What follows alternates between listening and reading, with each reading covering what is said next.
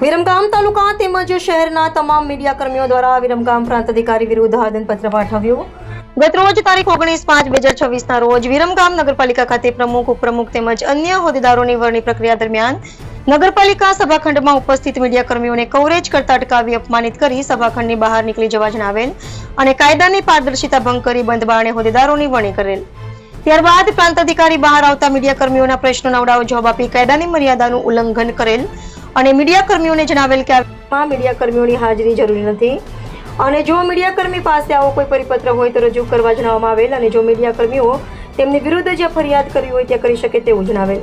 જેથી આજ રોજ તારીખ 20/5/2024 રોજ સાંજે 4:30 કલાકે વિરમગામ શહેર તથા તાલુકાના તમામ મીડિયાકર્મીઓ દ્વારા ગુજરાત રાજ્યના મુખ્યમંત્રી શ્રી તેમજ ગુજરાત રાજ્યના માહિતી નિયામક શ્રી તથા અમદાવાદ જિલ્લા કલેક્ટર શ્રીને સંબોધીને વિરમગામ પ્રાંત અધિકારીની વિરુદ્ધ વિરમગામ મામલતદારશ્રીને એક આવેદનપત્ર પાઠવી ભારતીય બંધારણની કલમ 19(1) તથા રાઇટ ટુ ઇન્ફોર્મેશન એક્ટ 2025ની 5ની કલમ 4 મુજબ પોતાની સત્તાનો દુરુપયોગ તેમજ પ્રેસની સ્વતંત્રતામાં આરોગ્ય રીતે દખલગીરી કરી મીડિયાકર્મીઓ પોતાની ફરજથી દૂર કરેલ છે.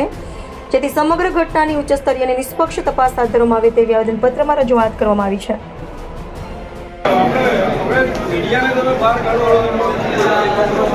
ચૂંટણી પ્રક્રિયા ચાલતી હોય મીડિયા સમક્ષ ના થાય, મીડિયા સમક્ષ ચૂંટણી પ્રક્રિયા ના થાય, તમે શોર્ટ લઈને આગળ દર વર્ષે થયું છે નહીં થયું મને નહીં ખબર, પણ ચૂંટણી પ્રક્રિયા મીડિયા સમક્ષ ના થાય એ ક્યાંય જોગવાઈ નહીં તમને હાજર રાખે. આપને જ્યાં પ્રશ્ન રજૂ કરો ત્યાં કરી શકો. ઉડાવ જવાબ આપી પ્રાંત સાહેબ ભાગી રહ્યા છે, જોઈ શકો છો. ઉડાવ જવાબ આપી ભાગી રહ્યા છે પ્રાંત સાહેબ. હાજર રાખવાનું